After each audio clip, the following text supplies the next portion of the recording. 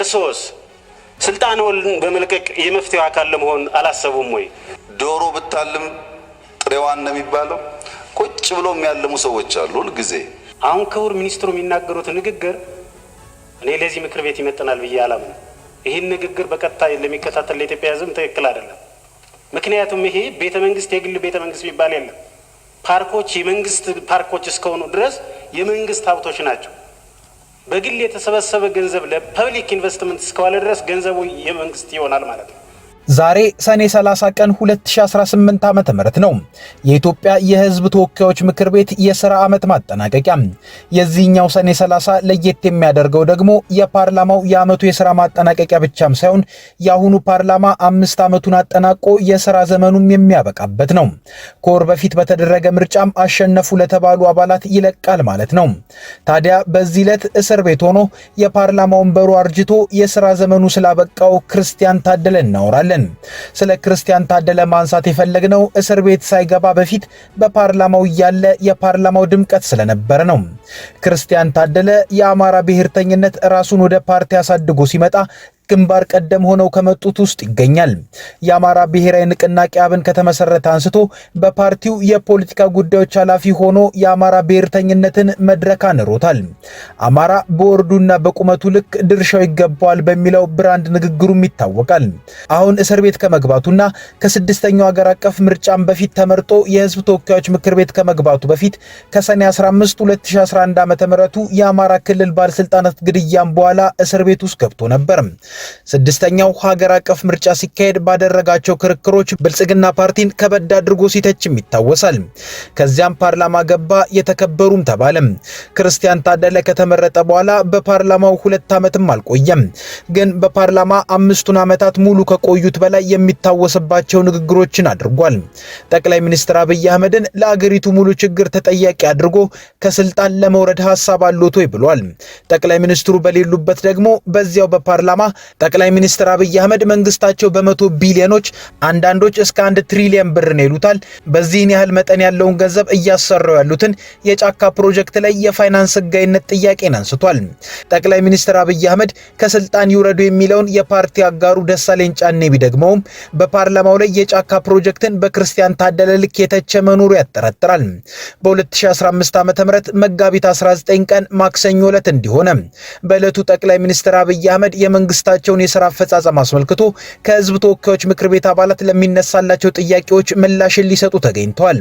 በዕለቱ ካፈ ጉባኤ ታገሰ ጫፎ እድልን ያገኘው የአብኑ ክርስቲያን ታደለ ለጠቅላይ ሚኒስትር አብይ አህመድ ጥያቄን ከማቅረቡ በፊት ማሳሰቢያ እንደረደረም እኔ ጥያቄ የማቀርብሎት በብሔሩ አይደለም፣ ለእርሶ ጥያቄ ሳቀርብሎትም እርሶ የወከሉትን ብሔር በመጥላት አይደለም፣ ምላሽና ማብራሪያ ሲሰጡም የመንግስት ግልበጣ ነው እንዳይሉ ማሳሰቢያ ሰጣለሁ ሲል የፓርላማ አባላቱ በሙሉ ሳቁም።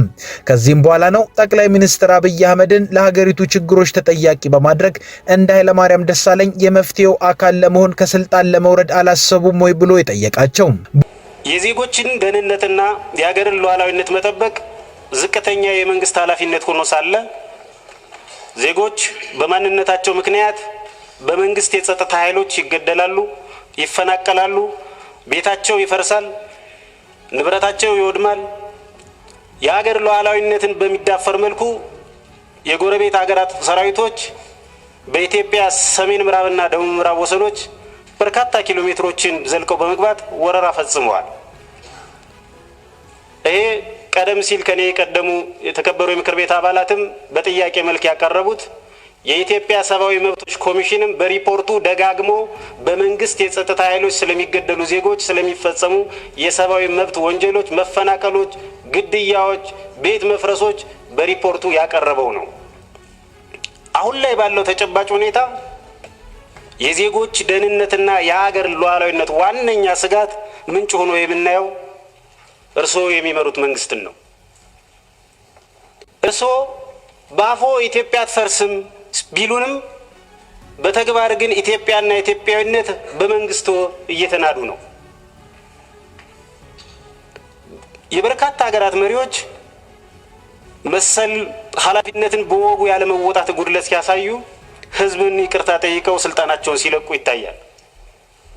በሀገራችንም የቀድሞ ጠቅላይ ሚኒስትር ክቡር ኃይለማርያም ደሳለኝ ተመሳሳይ ህዝባዊ ተጠይቅ ሲቀርብባቸው ስልጣን መልቀቃቸውን እናስታውሳለን። እርስዎም ወደ ስልጣን የመጡት በዚህው ተጠይቅ ምክንያት ነው። እርስዎስ ስልጣንዎን በመልቀቅ የመፍትሄው አካል ለመሆን አላሰቡም ወይ?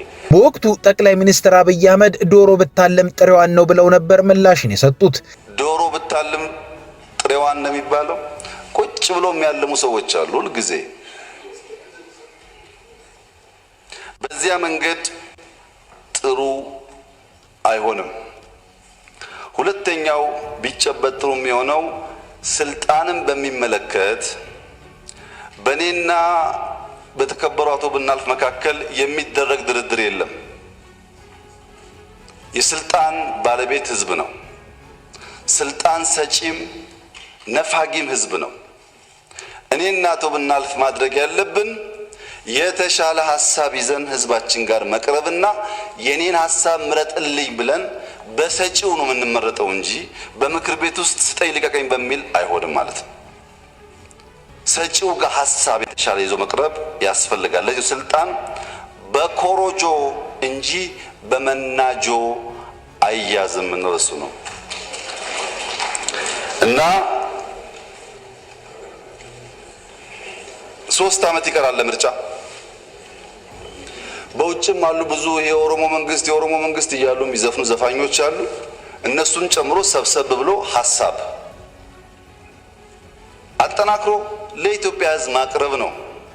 በዚህ ዓመት ሰኔ ወር ላይ ክርስቲያን ታደለ የገንዘብ ሚኒስትሩ አቶ አህመድ ሺዴን የበጀት ማብራሪያን በሚሰጡበት ጊዜ አቋርጦ የሰላ ትችት አውርዶባቸው ነበር። የገንዘብ ሚኒስትሩ አህመድ በኢትዮጵያ ለፓርኮችና ለጫካ ፕሮጀክት የወጣው ገንዘብ በተለያዩ የሀብት ማሰባሰቦች የተገኘ እንደሆነና እሱንም ከበጀት ጋር የማቅረብ ግዴታ ላይኖርባቸው እንደሚችል አድርገው ንግግርን እያደረጉ ክርስቲያን ታደለ የሥነ ስርዓት ጥያቄን አንስቶ በጽኑ ነበር የገንዘብ ሚኒስትሩን የተቻቸው። ስለዚህ የተዛባ ትርጉም መስጠት ተገቢ ማለት ነው።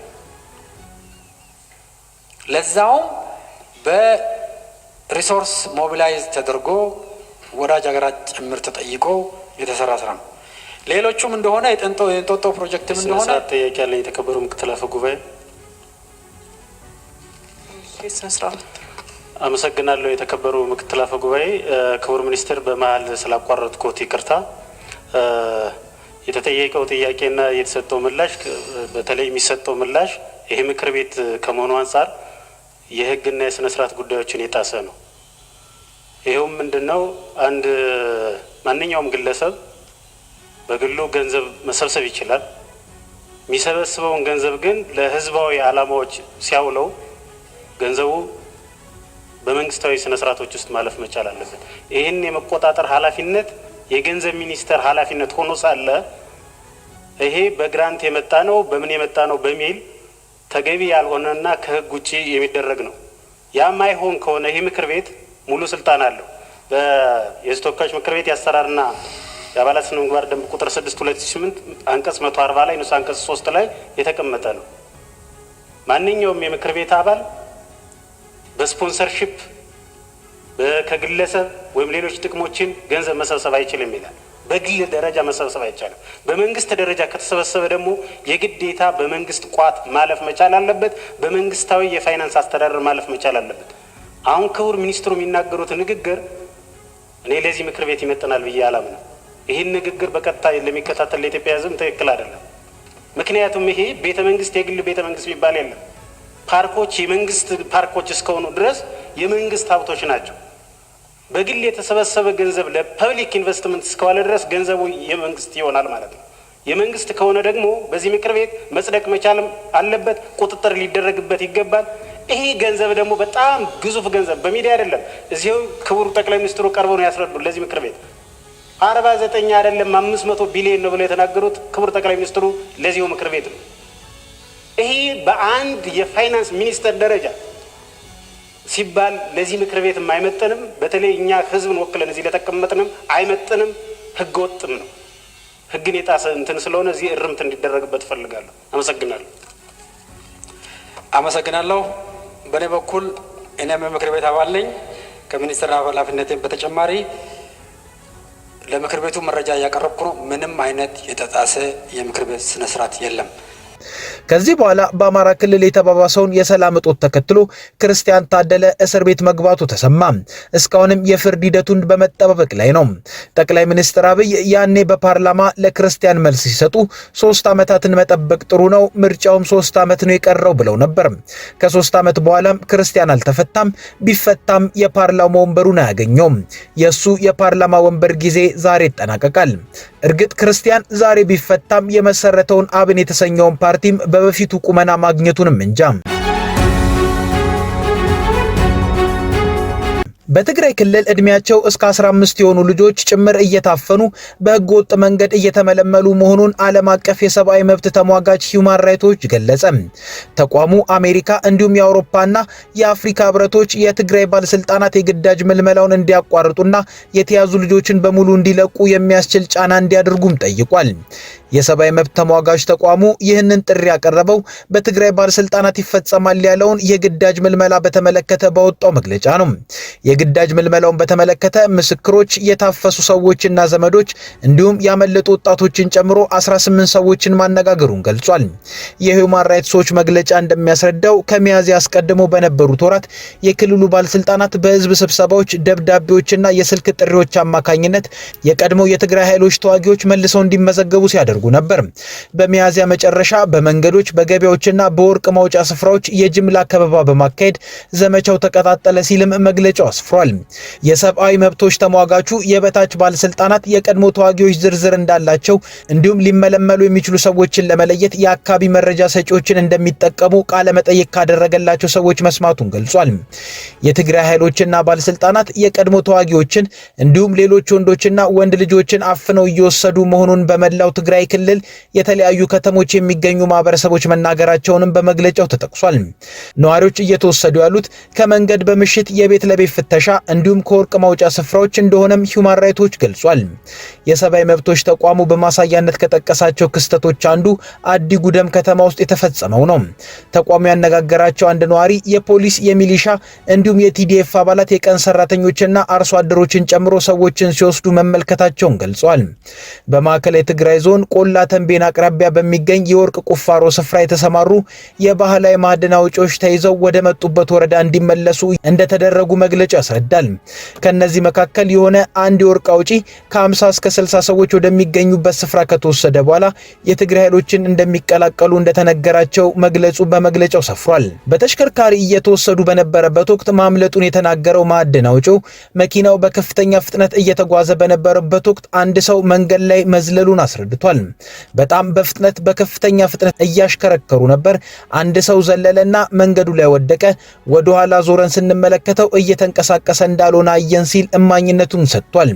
የተመለመሉ ሰዎች በአስተዳደር ቢሮዎች፣ ማረሚያ ቤቶች ወይም ትምህርት ቤቶች ውስጥ ተይዘው ከቆዩ በኋላ ለስልጠና በሰሜን ምዕራብና ደቡብ ትግራይ ወደሚገኙ ወታደራዊ ካምፖች እንደተወሰዱ ቃለ መጠይቅ የተደረገላቸው ሰዎች እንደተናገሩ ተገልጿል። የሂውማን ራይትስ ዎች የአፍሪካ ምክትል ዳይሬክተር የሆኑት ላቲቪያ ባደር የትግራይ ባለስልጣናት ወንዶችና ወንድ ልጆችን በግዳጅ ወደ ኃይላቸው ለማስገባት የሚያካሂዱት ዘመቻ በክልሉ በሙሉ የፍርሃት ድባብን ፈጥሯል ሲል ተችቷል። በጄኔቫ ስምምነት መሰረት ይህ አይነቱ ተግባር የጄኔቫ ስምምነትን የሚጥስ እንደሆነ ተቋሙ አሳስቧል። በግዳጅም ሆነ በፈቃድ ከ18 ዓመት በታች የሆኑ ልጆችን ለወታደራዊ ተግባር መመልመል ወይንም መጠቀም ከፍተኛ የልጆች ሰብአዊ መብቶች ጥሰት እንደሆነም ገልጿል። ከ18 ዓመት በታች የሆኑ ልጆች ላይ ሲፈጸም ደግሞ የጦር ወንጀል እንደሆነም ገልጿል። የአፍሪካ ምክትል ዳይሬክተር የሆኑት ላቲቪያ ባደር ባለስልጣናት በአፋጣኝ ዘመቻቸውን ማቆምና በህገ ወጥ መንገድ የተመለመሉትን ወደ ቤታቸው እንዲመልሱ መፍቀድ አለባቸው ብሏል። አፍሪካ ህብረትና የፕሪቶሪያ ስምምነትን የሚደግፉ እንደ አሜሪካ፣ ኬንያ፣ ደቡብ አፍሪካ እንዲሁም አውሮፓ ህብረት ያሉ አካላትም የትግራይ ባለስልጣናት ላይ ጫና እንዲያሳድሩም ጠይቋል። ጫናው የትግራይ ባለስልጣናት የግዳጅ ምልመላውን እንዲያቋርጡ፣ የተያዙ ልጆችን በሙሉ እንዲለቁ እንዲሁም በአፋጣኝ የግዳጅ ምልመላ አዋጁን እንዲሽሩ ለማድረግ የሚያስችል እንዲሆን አሳስቧል። በተጨማሪም እንደ አፍሪካ ህብረት የቁጥጥር ስርዓት እንዲሁም የተመድ የሰብአዊ መብቶች ከፍተኛ ኮሚሽነር ጽህፈት ቤት ያሉ ዓለም አቀፍ የቁጥጥር አካላት ጉዳዩን እንዲመረምሩና ይፋ እንዲያደርጉም ጠይቋል።